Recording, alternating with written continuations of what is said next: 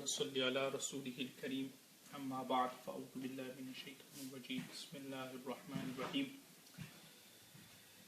Now in the earlier lesson we were looking at the topic of istinja. Now we are going to move on and look at the next main topic of purification and tahara, and that is with regards to wudhu.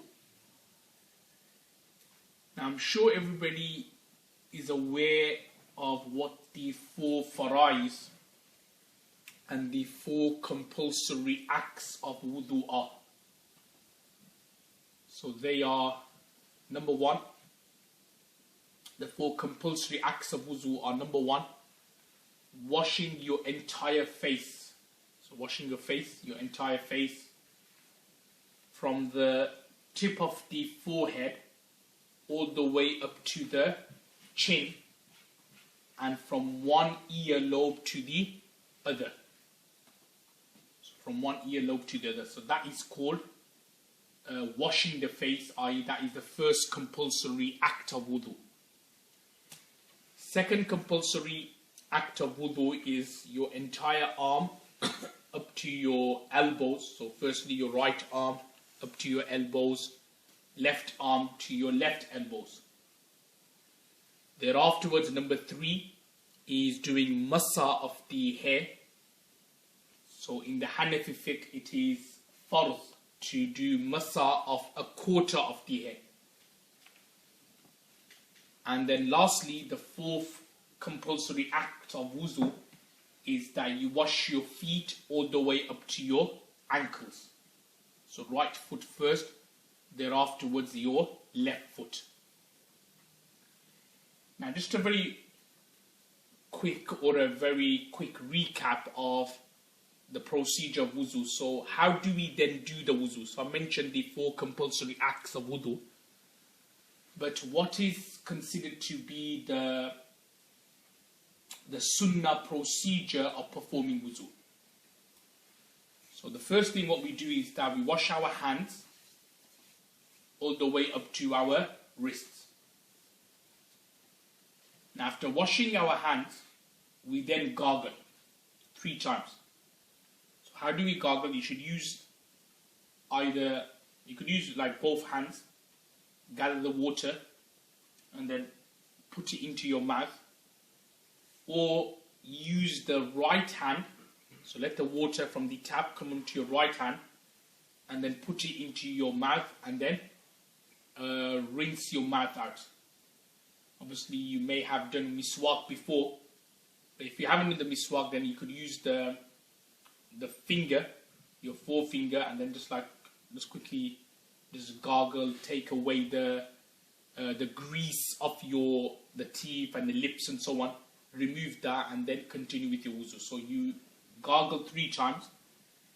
Thereafterwards you then rinse your nose, and you also do that 3 times as well. Now the way you do this one, again, you let the water come into your right hand, your right palm.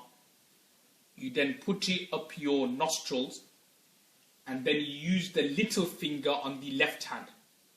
So little finger on the left hand, and then you put it up your nostrils. Your right nostrils, your left nostrils. You also, if there's any kind of like something inside your nose, then you could sneeze it and blow it out. But that is a sunnah way that you use your right hand firstly to put water up your nostrils, then use the little finger on your left hand to put it up your nostrils and to sneeze it out as well. Now with regards to the cleaning of the nose, just one mas'ala, one point to remember, that it is mentioned in the hadith that when you wake up from sleep, whether in the night, whether in the morning, then it's good that after you wake up from sleep, that when you are doing wuzu for fajr or for tahajjud or whatever, that you rinse your nose and you blow your nose as well. Because it's mentioned in the hadith of Sahih Muslim that Rasulullah sallallahu alaihi wasallam said, فَإِنَّ الشَّيْطَانَ يَبِيتُ عَلَى خَيْشُومِهِ, which means that shaitan, he stays the night in a person's nostrils. So in other words, when you fall asleep, then what happens is shaitan, according to one interpretation of this hadith, he actually literally lives in your nostrils, stays in your nostrils the entire night. So that's why when you wake up in the morning, you'll always realize that when you wake up in the morning, you always feel a bit, there's always something in your nose, isn't it? You know, either like, some snot or something inside your nose. So one reason could be it's because of shaitan staying the night in your nose, sleeping in your nostrils for the entire night. So therefore, because shaitan stays in your nostrils your entire night, that's what the hadith says, فَلْيَسْتَنْثِرْ, that when you blow your nose, you should actually, when you rinse your nose, you should actually blow as well. Like take out the stuff which is inside your nose, so that any effects of shaitan which is there comes out. So in particular, when you wake up for Fajr, then you should try to do that. The other wuzus, like throughout the day, you don't have to actually, blow. You should try to blow, but you don't have to. If you're just supposed to like put the water up your nostrils and just use your little finger on your left hand to just quickly rinse it, then that would be sufficient. Okay, so that is with regards to cleaning the nose. Obviously, the next part of the wuzu is that you wash your face, then you wash your arms up to your elbows, and then you do massa of the head. So the way you do massa, and this again according to the Hanafi school of thought, is imagine the water is falling, so you wet your fingers. After you wet your fingers, you then place these three fingers, little ring finger, we call them in English, and the middle finger. So these three, little finger, we call them ring fingers, and middle finger, you place them three in the tip of the forehead. And then you drag it all the way back. Go all the way back, yeah? Now after you dragged it all the way back, then with the palm, the right palm, because that is wet, and the left palm which is wet, you then push it, or you then bring it forward. So you start from the tip of your forehead, and then you go all the way back, and then you use the right palm and the left palm to then push it all the way to the front. So now you've got this part of these three fingers, this part of the hands are now dry, but you've got them two, i.e. index and thumb, and the back of your hand, which is still wet. So with the index finger, you then do khilal or massa of the udunain, i.e. the inner part of your ears. So you put it into the eardrums, and then you go all the way back. And then with the thumb, you do massa of the outer parts of your ears. And then with the back of your hand, you then do massa of the nape, right, like this, right, left. And then you do khilal, you finish off with khilal of the fingers. Do you want to do, if you do you want to demonstrate to me, so I'll be able to, everybody will do it. Demonstrate, so I'll see whether you're doing it correctly. Inshallah, everybody will do it. Oh, okay.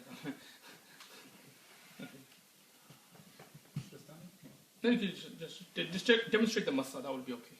Massa? Okay. Just a massa. Okay, my hands are wet. So I used to do like this, but I can do this. Is that alright? Holding my fingers like that when I do massa? You don't have to, no. Okay. That's fine. Then? Okay. Yeah, that's fine. Yeah, good.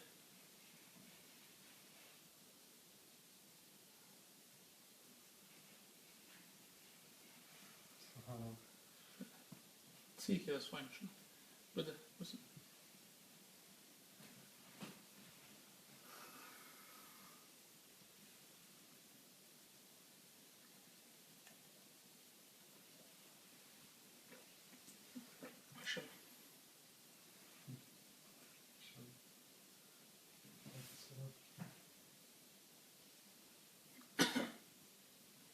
Mashallah. No. That, and then this, then put that, and that, and that. Good, mashallah. Okay, so that's how you do the mass of the head. There afterwards, you then finish off by washing your feet all the way up to the ankles. You had a question? Or The Google, you mean like this? Or just... That's fine. You don't have to goggle. You don't have to goggle all the way. No. So the main thing is just to make sure that the entire mouth is wet. That's what it is. You don't have to goggle. Can you do both? Yeah, you can do both. Obviously, just be careful when it's Ramadan. So yeah. Okay. Let's carry on.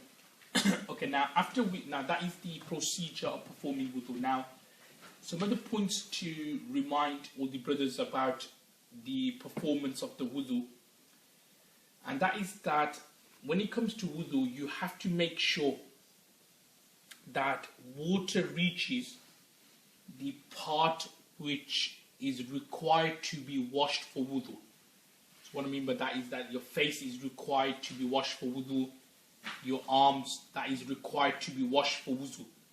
So you have to make sure that when you are performing the wudu, that all these parts are washed properly for your wudu to be done. Now from here, a couple of questions or a couple of kind of issues which people have is with regards to, like, if say for example somebody's got paint on his arm, let's say he was painting, or Tipex, you have eraser, so just say there's like a bit of paint on his arm or on his face or something like that. So in that situation, it is required that what you do is that you firstly have to scrape off the paint and then do your wudu, because the paint is something which is like very thick. It's a very thick substance. So in other words, because it's a thick substance, so what will happen is that it will stop the water from penetrating into the skin. So therefore, you'll have to remove the paint first, and then use then wash that area. You know, some of the examples I could think of, something like, you know, grease or like very thick oil. So you'll have to remove that and then wash that particular area. Now, some questions regarding sisters or women. One is something called, like obviously it's a common question they have is about makeup and so on. So they've got makeup on, so can they then do wuzu without removing their makeup? So the answer is that they will have, like, if the water can reach the skin without them removing the makeup, then that would be allowed, i.e. that would be considered to be permissible. But if the makeup or the foundation is such yet that it's going to stop water from reaching the skin, so in that situation it will be advisable that they have to remove the makeup first and then do the wuzu there afterwards. Okay, so that's important. Obviously things about, you know, lipsticks and so on. So again, if the lipstick is very, very thick lipstick that it stops the water from reaching the skin, so you'll have to remove the lipstick and then wash that particular area. You know, the same with regards to nail polish as well. Nail polish is different because that stops the water from reaching the nails.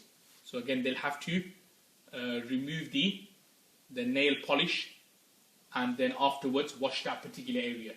So what I'm trying to say is that anything like, you know, of makeup or these things, they'll have to remove firstly, advisably, and then do the wudu, because sometimes what happens is that water doesn't reach the skin underneath. Some other situations I'll just mention very quickly about contact lenses. Contact lenses. Do you have contact lenses here? Yeah. So they put in the eyes to a person. So instead of glasses, they have lenses in the eyes. So again, you don't have to remove the contact lenses for your wuzu to be valid, because it's not recommended, it's not required that one has to wash his eyes for wudu. So therefore, if you've got the contact lenses still on and then you are performing the wuzu, then that would be allowed, that would be fine, that would be permissible. So you don't have to take off the contact lenses for your wuzu to be done. Any questions or? I have a question. Women, how should they do when they, for instance, are in a public place and making wudu? Like, they cannot turn off the hijab, like take it off. Can they just, like, can they just like raise the hijab a bit and just like put it in the pants and do? Yeah, that would be fine. Yeah, if they're in a public place, because they don't want to take off the hijab. It takes too much. They're fixing it, and, you know. Like, yeah, and plus there's the issue of parada. Yeah, so then they'll have to just do that bit, which is like this, yeah. If they just do that, and it's equivalent to 1/4 of the hair, so that would be fine. Yeah, that's fine. That would be fine. What about them making wudu in a public place? Like, for instance, the salah is running out. They don't have anywhere to make wudu. Or how should they do in such case? They'll have to do in such a way again without, trying the best without raising their, taking off their hijab or like something. Hands in. Yeah, something like that. They'll have to do in that way. The sunnahs here, were they sunnah mu'akkada or? Oh no, they're just sunnahs. There's no sunnah to mu'akkada. It'll be at the sunnahs. So if you did miss it out, you won't get the your wuzu would be done. Should be done. The sunnahs, yeah. See, it's hard to know when the makeup makes it difficult for the water to reach the skin. What's the definition? Yeah, I think you get some waterproof ones in it. So I think you need to look at that. Waterproof means like there are certain like dyes even for the hair, which is like waterproof, stops water from reaching the roots. So if it's one of those, then yeah, they'll have to remove it firstly. I just mentioned one thing, about dyes, khidab, call them in Arabic. So again, sometimes, I'm not sure whether here in Sweden or Denmark, but in the UK there are certain dyes, like, which men put, like, they got grey hair, but they put black dye on.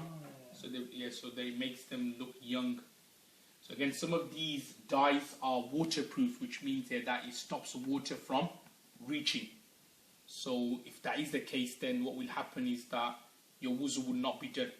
So it's very, very important that when it comes to like, ghusl, there's so many questions actually we could look at. There's so many things, even like, these dyes and these gels sometimes. Sometimes these gel, hair gel for men are so thick here that it stops water from reaching. So you just have to be very careful. You need to check the ingredients and so on. Then you have to make sure accordingly. I have a question. Okay. The dyes, like some women, they buy dyes and then later on they find out, like, okay, you have to find out if it's waterproof or not. If they cannot find out, they don't remember which company, or they cannot find out. Should they assume that it's not waterproof? Yeah, because many of the dyes tend to be waterproof. Or should they assume that it's waterproof? You should assume it, yeah, because many of them are waterproof. The ones in the stores? As far as I know, many of them are waterproof. Waterproof meaning like it just stops water from reaching. So their prayers are about it? It will be, very strictly, yeah. Especially when they have ghusl and, they have to be very careful. They have to take it off. Okay. So last question before we continue. Yes, the dye you're talking about, is it like long-lasting permanent dye, or is it something like a day off and then you take? I'm not. Yeah, again, it all depends on what type of dye you're using. Obviously, if it's a permanent one, then you definitely have to. But even the ones which are temporary, again, you need to ask or find out that whether the water is reaching the roots of the hair. So if it isn't, then obviously the wuzu is not going to be done. How can Okay, we'll just continue. I'll ask you some questions afterwards. Okay, now just moving along to the next part, and that is with regards to things which breaks the wuzu. So we looked at procedure wudu, some rules regarding wudu. Now we're going to be looking at some things which breaks the wuzu, what we call in Arabic as nawaqid wuzu. So this is what we're going to be looking at here. Now the first thing which I'm going to mention which breaks the wuzu is everything which exits the private parts. Kullu ma kharaja min as-sabilayn. Anything which exits the front or the back private parts, that breaks the wuzu. So whether it's like urine, feces, wind, gas from the back area, not from the front, even to the extent that it's mentioned in the books of fiqh that if some kind of insect was to come out of a person's back private parts, then his wuzu will also break as well. Like sometimes it happens that certain kind of like spiders, very small obviously, could come out of a person's back private part. So if it does come out, because it comes under the word kullu ma kharaja min as-sabilayn, everything which comes out of the sabilayn, so what will happen is that the wuzu would break. Okay, so that's the first thing. The second thing to mention here which breaks the wudu is what double, i.e. blood. I.e. blood which comes out of a person, whether it's from his private parts or whether from the other parts of the body, then according to the Hanafi fiqh, then his wuzu would break.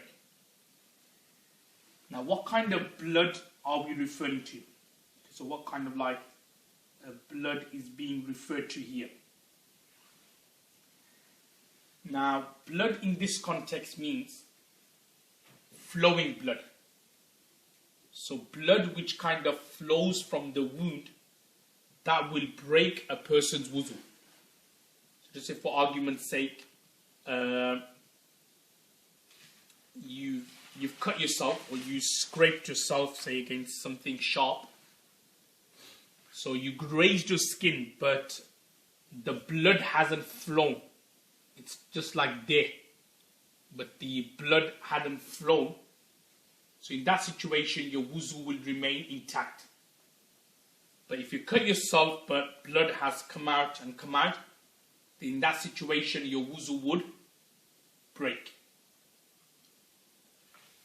Now, what do you mean by the blood flowing? It means that the blood has to basically come out of that area. So like, spurt out, it has to like come out, like, flow, good. It has to come out like that. Because sometimes what happens is that person, he's cut himself, so it's dry blood.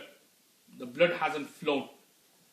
But then what's happened is that, I don't know, you were, just for example, like your hand, then you passed it on your clothes, just like went like down your clothes. And what happened was that, on your clothes, the trace of the blood appeared, which was on your hand. So basically your hand was cut there, but it was dry blood, it wasn't flowing. But you could still see like the wound or the gash.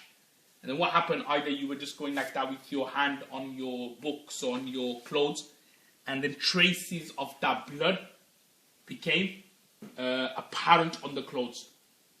Now in that situation, your wuzu doesn't break. Because what's happened here is that the blood hasn't flown. It just basically, the traces of it has gone to somewhere else.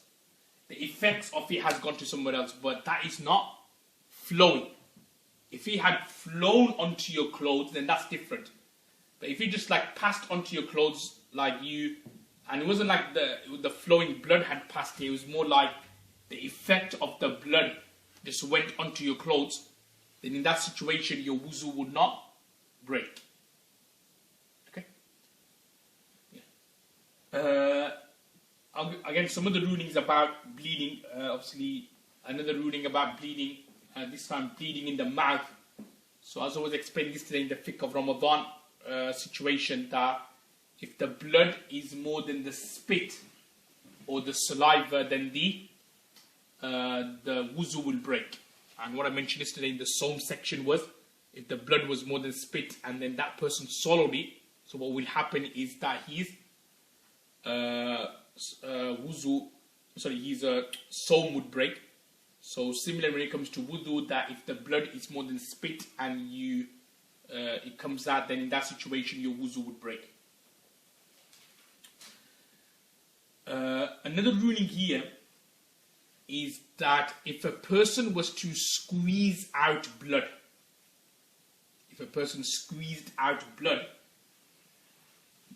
then the wuzu will not break. if a person squeezed out blood, then that person's wuzu would not break. See, like this. Yeah. So what I mean by that is, squeezed out meaning like he's got the cut there, he's got the wound. So it's not flowing blood, it's dry blood. But what he did was that he kind of like proper squeezed it out, like in a proper, put pressure onto it, squeezed it out, and then the blood came out. So in that situation, again, the wuzu would not break. So what I'm trying to say is that if the blood is like squeezed out or anything like that, then in that situation, the wuzu doesn't break. Now, some of the situations which needs to be highlighted here for wuzu being broken is, number 3 is walqihu. Qi here means like pus or these kind of things. That if pus flows from a body or from a spot, then the wuzu doesn't break. Sorry, the wuzu breaks. You got a spot here, and just say you cut the spot or the spot burst, spot, pimple, and then some pus comes out. Pus is that white thing, the liquidy thing, which got a very bad smell when the spot bursts, and then that liquid which comes out, that is called the pus. So in other words, pus, if it comes out of the body, then that doesn't break that breaks the wuzu. Some of the situations here is regarding vomit, walqay'u. So regarding vomit, again, don't get mixed up with what I explained in Sawm yesterday, in the Fiqh of Ramadan section yesterday, that for Sawm, like when it comes to fasting, you look at two things. One is intentional vomit, and number 2 is mouthful. But when it comes to taharat and wudu, there's only one thing we look at, and that is if somebody vomited a mouthful. But that's it. Faqat. Yeah. If somebody vomited a mouthful. So if somebody vomited a mouthful, then what would happen is that his wuzu would break. Whether it was done intentionally, unintentionally, it doesn't matter. Some other things to jot down here about wuzu breaking is about nawm. That does nawm, i.e. sleeping, does that break the wuzu or not?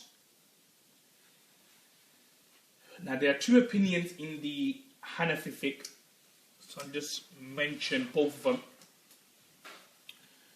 One opinion in the Hanafi fiqh is that we look at deep sleep. So whether sleep breaks the wudu or not, we look at whether a person is in a deep sleep or not.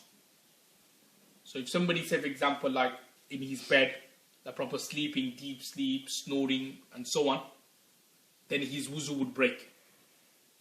Or if someone, say, is sitting in a normal position like now and just falling asleep, but he's in a proper deep sleep, like proper, totally oblivious to what is happening, then his wuzu will break. So that is one opinion in the Hanafi fiqh. Now the second opinion in the Hanafi fiqh is that we don't look at the depth of the sleep, but what we look at is we look at the maq'ad. In other words, if the maq'ad is firmly on the ground, because remember everyone that sleep in itself is a najas. Sleep in itself is a najas. But what happens is when you fall asleep, naturally you lose control of your body parts. Hence there is more chances of impurity and najas coming out. So sleeping, or just like, for example, like sitting on the floor with your maq'ad firmly on your ground, stopping the wind from coming, stopping the gas from coming. So if somebody, say for example, he was sitting like this, fell asleep for a few minutes and then wakes up, even though he was in deep sleep, even though he was like, when you're in a deep sleep, you move to the side, don't you? And you don't realize, or he's snoring. But if he was in a deep sleep, but his maq'ad was firmly on the ground, then the second opinion in the Hanafi school of thought is that his wuzu would not break. His wuzu would not break because his maq'ad, as long as it's firmly on the ground, then his wuzu doesn't break. Obviously, if he fell asleep like this, where the maq'ad wasn't on the ground, then even if it was for a few minutes, his wudu would break. Why? Because his maqad wasn't firmly on the ground.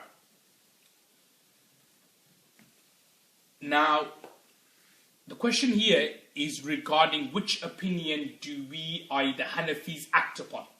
Which qawl, which opinion do we take? Do we take the first opinion, that we look at deep sleep, or do we look at the second opinion, in other words, we look at the maq'ad, whether it is firmly on the ground or not? So what opinion do we actually act upon? So now the scholars have mentioned that, generally speaking, one should act upon the first opinion, which is deep sleep. So wherever you're in a deep sleep, whether you're sitting on the floor, whether you're on the bed, whether you're sleeping on the sofa, whatever, you're in a deep sleep, your wuzu would break. However, in certain situations, the Hanafi scholars have also allowed the permissibility of acting upon the second opinion, i.e. we look at your maq'ad. Yeah, we take it from there.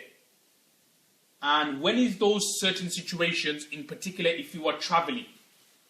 You say you're on a plane and you need to pray salah, but as you know, like you break your wuzu, you fall asleep on a plane, it's very difficult to do any kind of wuzu on the plane because the basin, the toilets is very, very tight, and it's impossible to do wuzu there safely and properly.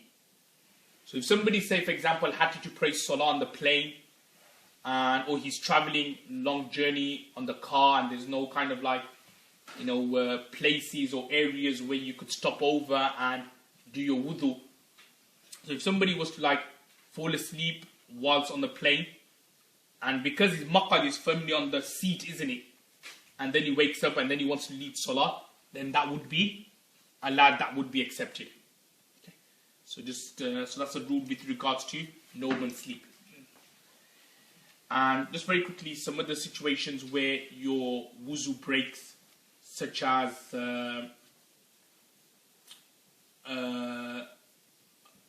being drunk. So if somebody is intoxicated, had khamar, had a lot of alcohol and is intoxicated, then his wuzu will break. Similarly, if someone is majnoon, like junoon, like if he's insane, his wuzu will break. If someone is unconscious, like in a coma, then his wuzu will break. And also another situation where the wuzu will break, but again this is only according to the Hanafi fiqh, not according to the other schools of thought, and that is if you laughed loudly in salah. Okay, so if somebody was praying salah and he laughed loudly, and everyone heard him, or the imam heard him, or people around him heard him, so in that situation that person's wuzu would break, even though it's against logic, because logic says, if you laugh loudly in salah, why should your wuzu break for? But because there is a hadith which can be found in Tabrani, where basically once some Sahabas, Prophet ﷺ, they were leading the prayer, there were some Sahabas behind. So there was a blind companion and he fell into a well. He fell into a well. So what happened, the companions who were there, they started laughing in salah. So afterwards, Prophet ﷺ said that those who laughed in salah, repeat your wudu and also your salah as well. So even the logic says that laughing loud in salah, okay, the most your namaz should break, but restart it again. But because of this hadith, which can be found in Tabrani, the Hanafi scholars of the opinion that you'll have to repeat your wuzu and also your namaz as well, your prayers as well.